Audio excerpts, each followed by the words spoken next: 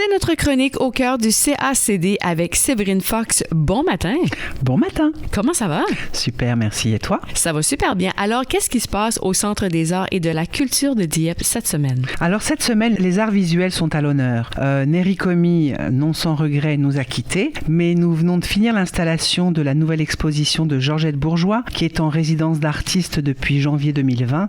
Au cours de cette résidence, elle a pu développer son processus de création de cette nouvelle exposition intitulée La Seigneurie de Remscheid, qui est un travail documentation et d'imagination autour de cette seigneurie et de l'Acadie avant la déportation de 1755. Ça sonne vraiment intéressant. Oui, bien sûr. Donc, Georgette est en exposition depuis ce samedi 12 septembre jusqu'au 11 décembre prochain dans la galerie du Centre. Et le vernissage de La Seigneurie de Remscheid par Georgette Bourgeois est prévu le 8 octobre de 5 à 7 dans la galerie du Centre. OK. Est-ce qu'il y a d'autres choses qui se passent aussi au CACD? Il s'en passe pas mal parce qu'effectivement, on est dans cette période de rentrée scolaire. Oui. Tous nos artistes résidents et organisations qui dispensent des cours en arts plastiques, de musique, sont tous en mode processus d'inscription et de redémarrage des enseignements. Donc c'est quelque chose d'un temps assez fort. Effectivement, on a beaucoup de demandes et de sollicitations pour tout le programme des ateliers créatifs et des cours de danse et de musique. À noter aussi le retour du projet Harmonie pour tous, qui est un projet développé en collaboration et avec le soutien du GACEF, le groupe d'action collaboration éducation en français, une émanation du ministère de l'Éducation de la petite enfance, qui est un projet qui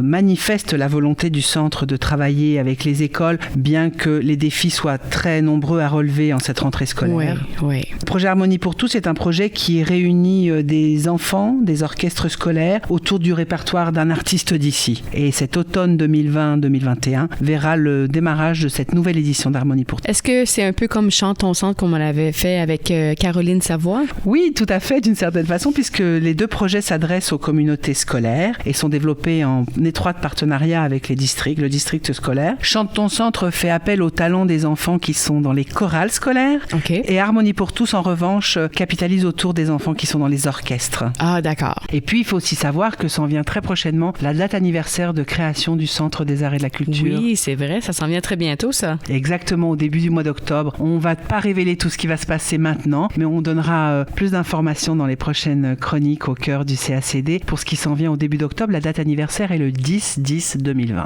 Oh, wow! Puis aussi, il faut signaler que les activités de location d'espace dans un cadre événementiel reprennent à un rythme assez soutenu, effectivement. Aussi bien la caserne, dont on a parlé déjà dans les précédentes chroniques, qui a été convertie dans cette période un petit peu atypique en studio d'enregistrement et de captation live audio-vidéo. Donc il y a beaucoup d'activités. Et on constate aussi que beaucoup d'acteurs et d'organisations du Grand Dieppe reviennent au Centre des Arts en recherche et en quête d'espace pour des regroupements que nous organisons bien évidemment dans le respect des normes actuelles. D'accord. Donc on a le Salon du Livre qui s'en vient très bientôt. On a l'anniversaire du Centre des Arts et de la Culture qui s'en vient très bientôt aussi. Oui, effectivement. Le mois d'octobre va être un mois très fort du point de vue des événements, avec la tenue du 30e Salon du Livre, fin octobre, du 22 au 25. Et puis, début octobre, on va commencer à célébrer les 10e anniversaire du Centre des Arts. Et la programmation de la saison culturelle 2021, aussi atypique soit-elle, sera présentée, révélée à ce moment-là. D'accord. Ben merci Séverine. À la semaine prochaine. Merci.